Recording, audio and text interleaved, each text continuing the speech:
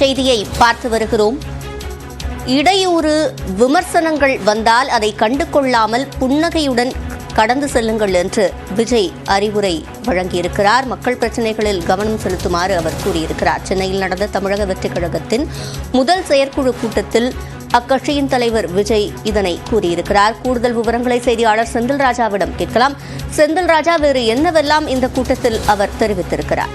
சிவரஞ்சனி, இன்று மதியம் விஜயுடைய தமிழக வெற்றி கழகத்தின் முதல் செயற்குழு கூட்டம் நடைபெற்றது. இதில் 200க்கும் மேற்பட்ட அந்த நிர்வாகிகள் கலந்து கொண்டனர். இதில் குறிப்பாக 10க்கும் மேற்பட்ட சில அறிவுரைகளை நடிகர் விஜய் வழங்கி இருக்கிறார். அதில் குறிப்பான 7 முக்கியமான விஷயங்கள் அடங்கி இருக்கின்றன. அதில் 2024ஆம் ஆண்டு நாடாளுமன்ற தேர்தலுக்கு பிறகு கட்சி பணிகள் தீவிரமடையும், அதுவரை கட்சி பணிகளை தொடர்ந்து செய்ய வேண்டும், எந்த பாகுபாடும் இல்லாமல் எல்லாரும் பணியாற்ற வேண்டும் என கூறியிருக்கிறார்.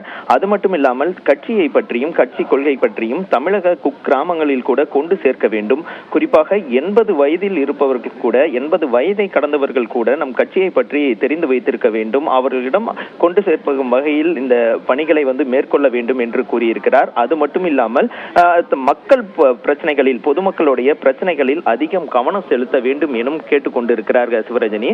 அது மட்டும் இல்லாமல் அந்த பிரச்சனைகளில் கவனம் செலுத்தும் பொழுது இடையூறுகள், விமர்சனங்கள் உள்ளிட்டவை வந்தாலும் அதை கண்டு கொள்ளாமல் இன்முகத்துடன் கடந்து சென்று தங்களுடைய வேலைகளில் மட்டும் கவனம் செலுத்த வேண்டும் என கூறியிருக்கிறார். அது மட்டும் இல்லாமல் 4 ஆண்டுகளுக்கு முன்பே இந்த விஜய் மக்கள் இயக்கமாக இருக்கும் பொழுது பூத் கமிட்டி உறுப்பினர்களை அவர்கள் முடித்திருந்தார்கள். அதை சரி செய்து தேர்வு, அதாவது தகுதியுள்ள நபர்களை பூத் கமிட்டி உறுப்பினர்களாக நியமிக்க வேண்டும் எனவும் கூறியிருக்கிறார் சிவரஞ்சனி. விவரங்களை வழங்கியமைக்கு நன்றி செந்தில்ராஜா.